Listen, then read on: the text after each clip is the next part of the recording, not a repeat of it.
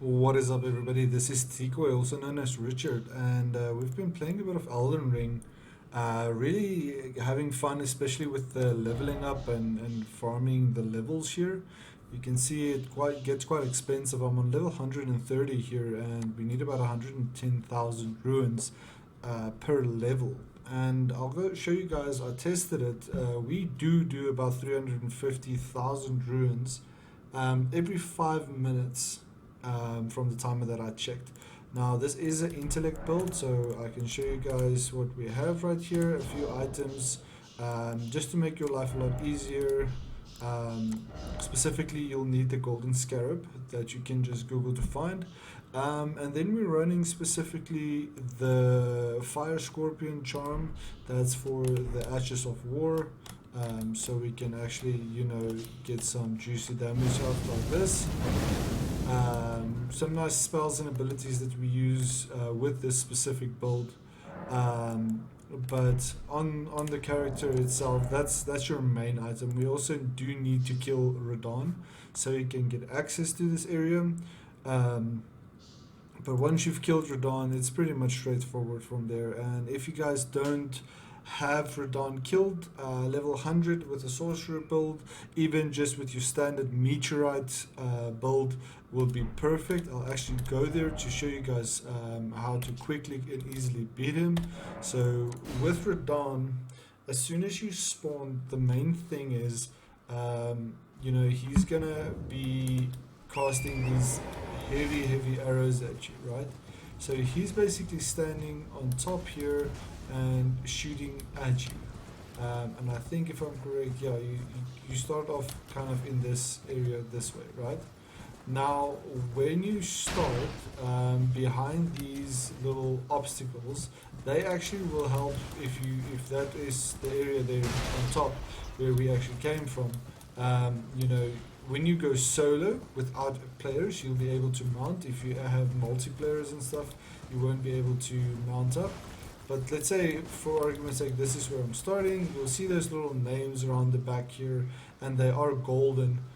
So you just click on them, and they'll summon some friends that you do in the beginning ceremony that will actually help you.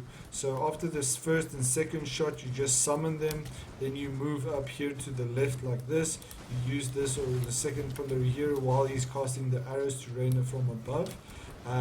You just dodge them and kind of sprint out of their way, and then he's going to try and cast maybe another arrow or start hitting you or trying to hit you like from his knees. Then you kind of just run away. So what I do, let's say this is him, I target him and I run backward like this until I see he starts doing that little 4 attack combo. Then I just run back, and then I use my meteor spell immediately right after the rock sling.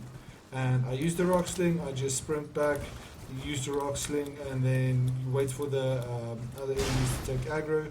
At level 100, I got him down to 50% in less than 1 minute, and then right after that, he comes raining down from the sky. You just run sideways like this, and then he'll crash behind you. You just keep spamming meteorites with him, and with the few allies that you summon in the solo player mode, you'll be able to kill him very quickly. So going back to that spot where we are farming, the first one on my other video you'll find is right here. So we do a route where you go to the first one right here in the front of you, then there's one up the road, then you come back, you kill the second one that's next to the wall. There's one right here in this little ruin area. Then you get the second one right there. Then you come through here. There's another one here. Then you come underneath this little bridge area, right? You kill him, and then you find another one just on the corner here, and then the last one up here. So that is 1, 2, 3, 4, 5, 6, 7 under the bridge, 8, 9, and then you drop down the ledge. Careful, you can take fall damage, but you just run sideways on the ledge and kill them. Let's quickly do a run to show you guys what I mean. Let me just get the right spells while we are planning to go there. Just to show you a quick run of how to farm if you are a lower level. You can do this quite fairly early on. And guys, I'm gonna be honest with you, if you're using your the meteorite staff. That's probably going to be the best staff that you can use for up to like at least level 150, 160, because you need the mana pool to use this heavier flask staffs, right? So we'll go into the spells here. I like specifically going for the Great Glintstone Shard because of the mana consumption. It's very cost effective. I've tried all of the different spells to see what works, even with the with the swords and the Kyrian Great Sword, trying to one-shot them with that. Glintstone Arc works really well, the Glintstone Stars works really well, but I'll show you why this works so well. So you mount up here, you sprint up to the top here, you'll find the first one right here. So I use the middle mouse button, get as close as possible. I think it's a 3-shot. There we go. As soon as he's down, you can see I do have the mana. You get the second one. Who's right in the road, come down to the wall. That's the third one. And you can see my flask, I look at it 9 flasks, so I never run out of flask. And I have 2 on the health, just for the in case. You see there are 3 on the health. I do have a lot of flask on this character. But this is the next one. Then you run up here, there's another one right here. And I'm just tapping the middle mouse button so it auto focuses, and I'll show you why the autofocus is so nice. If I target him, I can move my mouse and nothing is happening. So I can get the costs off very straightforward. Get another one right here under the branch. And then you can already see the other one right here. Get him. And you can see with the scarab it's 1,300 runes per kill, right? You can use the swift glintstone as well for this. It works really well, or the normal glintstone if you don't have any of these other spells yet, but this is going to be the quickest way. You drop down the ledge here, you get this first guy. Just be careful with these 3. They have a tendency to sometimes come running at you, so just be careful. Just max range this kind of. Sometimes they do get a cost off to one-shot you. Just collect your runes as you do in other runes. See that damage. It's quite a lot there on the horse though. And that's it. So I just press the summoning stone again, and then we are back this side. So that's for the low level farming. If you have progressed all the way to Radon, you can actually go down all the way to the basement. You get that from this little area right here. So this Sophia River well has an elevator which takes you down below, and that's basically all the way back here, as you can see. And then you run to the second grace point here, the third grace point here. But to access the Radon area, there's another video. I have not made a video of that you guys can just access, just to see how to get to this area. But basically it involves soaking the maiden blood cloth, the maiden cloth with blood basically, and using that summoning spell to basically bring you down to the dynasty mausoleum. Then you get the first entrance grace point right here. You run all the way around the back. Be very careful of these enemies, they are very strong. You run up this ramp here, you run basically past the whole farm, and then you get the second grace point right here. So let's go there. I found that with your faith builds and with your melee builds, you can farm a lot quicker with the, you can see all these little units down here. You know, they give quite a bit of XP. So each one of them gives 2,400, and there's essentially about 20 or 30 of them, so let's say 20.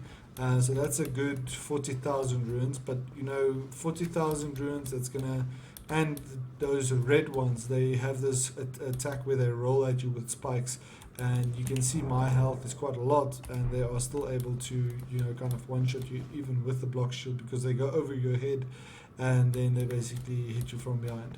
But I have a bow right here. You can see there's the normal Great Glintstone Shard.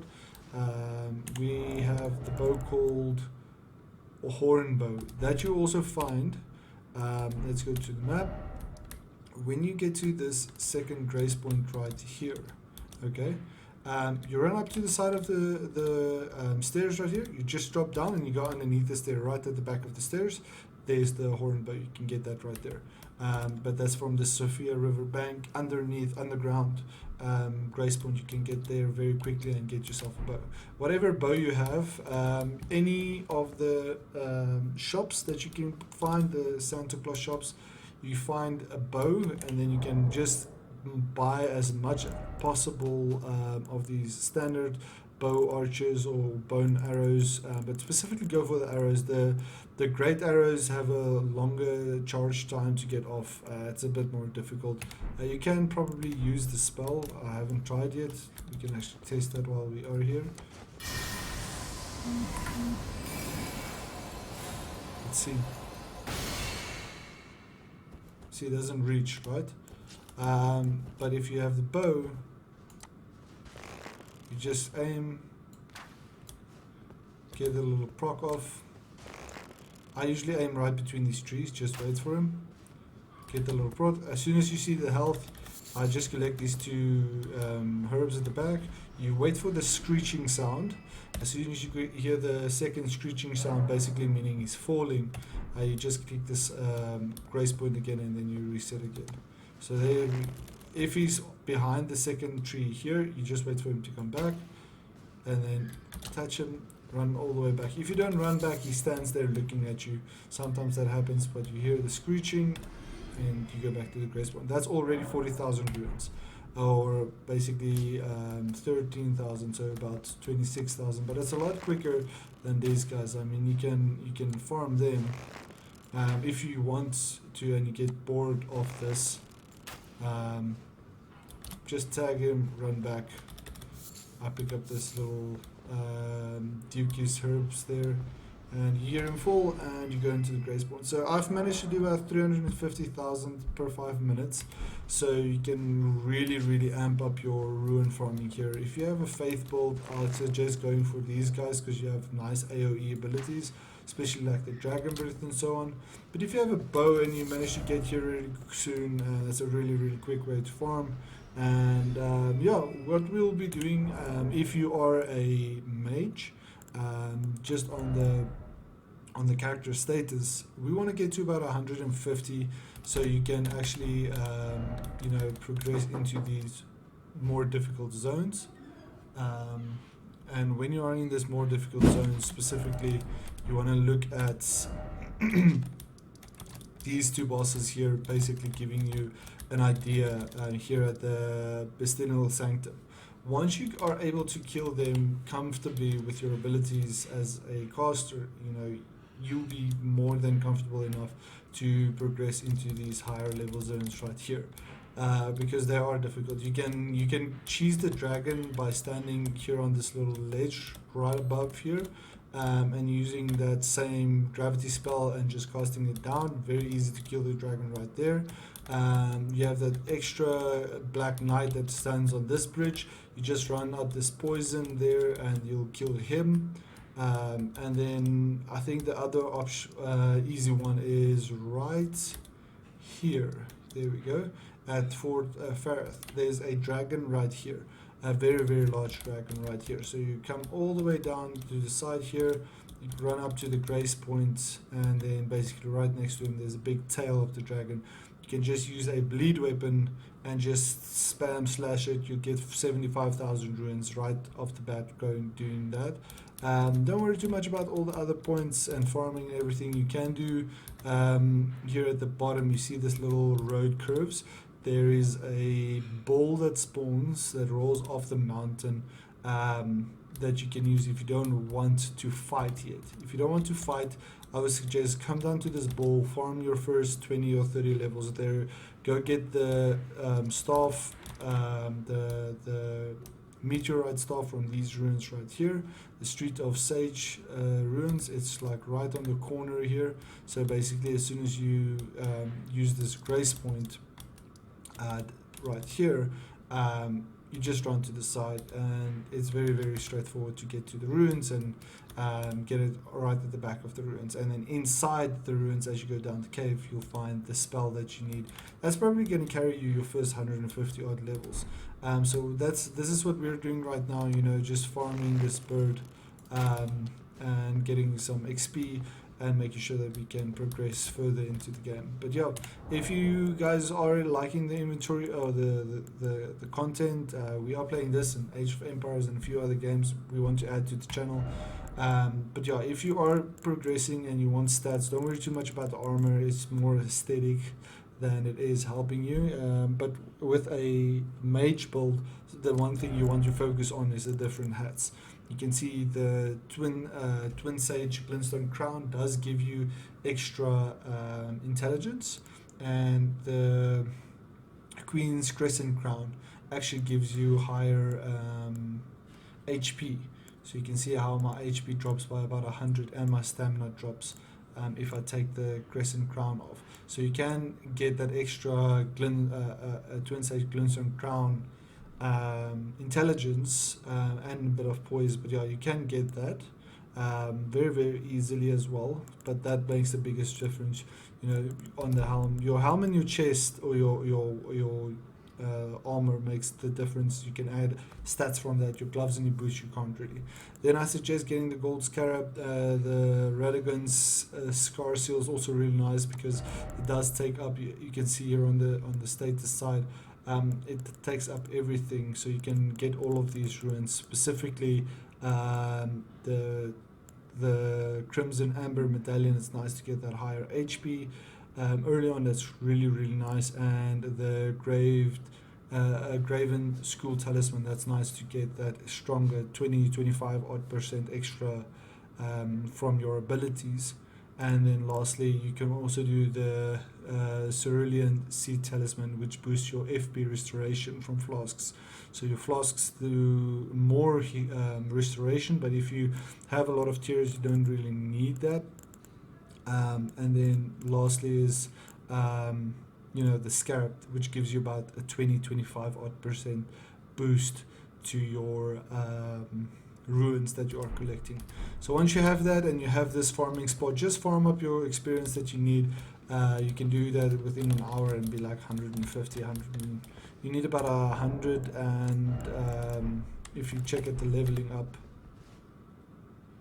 it's not that bad. It's 110,000 level 130. And it goes up to about 170,000 more or less at 150, so it's not that bad. You can do really quick leveling up at this farming location. Bosses and stuff is quite nice. Just be careful when you go into bosses and you're close to about 70,000-80,000 runes. Rather come here and farm, or go to you know, this other spot up here and make sure you spend those runes, or go to, you know, your table of lost grace and upgrade your weapons there. That's also a really nice power spike to get your higher level weapons. But yeah, last thing I want to say for any mage builders, specifically on your equipment. So let's go to the staffs. I've upgraded quite a bit of these staffs. You can see the demi-human queen staff.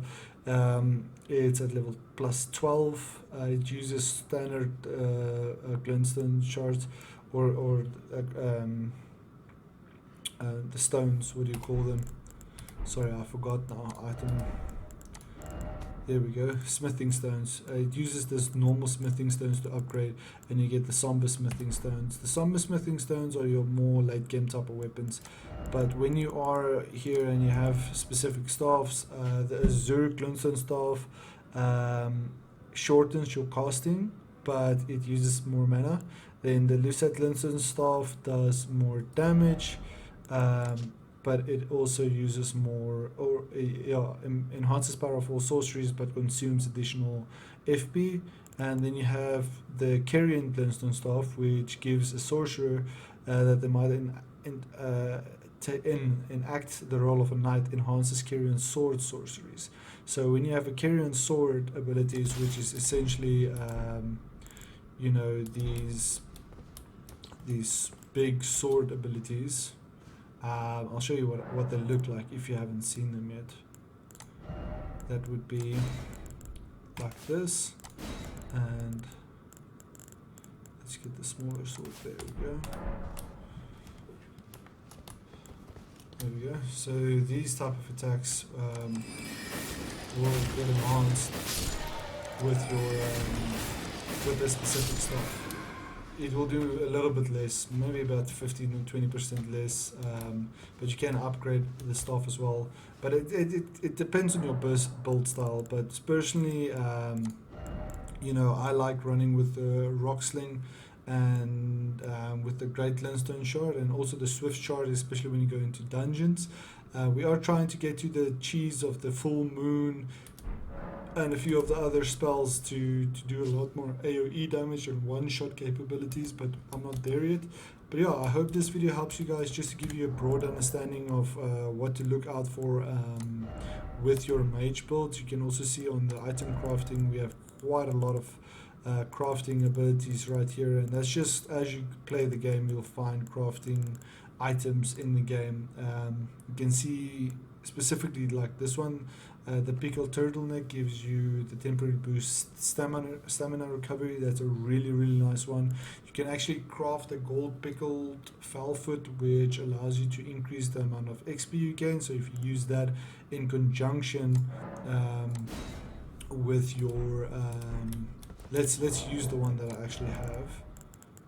I actually have two. So the bird is there. Let's quickly use one. We know it's about 13,000. And where's the bow? There's the bow. Tag the bird. It is only 9 damage, but the bird falls off this time. You can see it in the board. It's 17,000. It's quite a lot. I don't think it persists after the sanction. Let's see how many times we can do that quickly.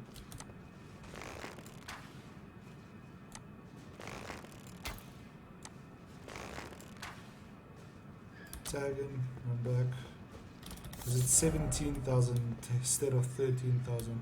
It's quite a bit. So if you use those foul foots, you can farm feathers and a few very easy accessible items to early get a lot of XP, or runes rather. XP, I keep saying XP, but runes.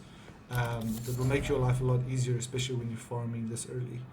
Well, mid to late game, you can see 17,000 every single time instead of 13,000. So that's a pretty nice way to cheese it a little bit. If you get the cast right in the middle here, you can actually tag him in between this. But sometimes he gets stuck like what you see, or he kind of is aware what's going on where he's standing right now. So you can't really get the shots off because there we go, because they kind of hit the tree. So I also always wait for the bigger V to focus on the big V on the side. If you focus on that one, it's a lot easier to hit him, especially when you're standing right in this little, you know, crevice here. Be careful not to fall off. So I just wait for him to turn around, I tag him, and then I run back. I pick up the resources here, wait for the screech, and then I sit down. As soon as you hear the screech, you know you're fine. But I found also when you're standing here, he has a tendency not to jump off. So if you stand right here, it's kind of more effective to get him to actually jump off, because you wait for the red health bar. As soon as you get the red health bar, you know you're gonna get it. And you can see this golden foot, how much longer it's lasting. So it is worth farming these materials up.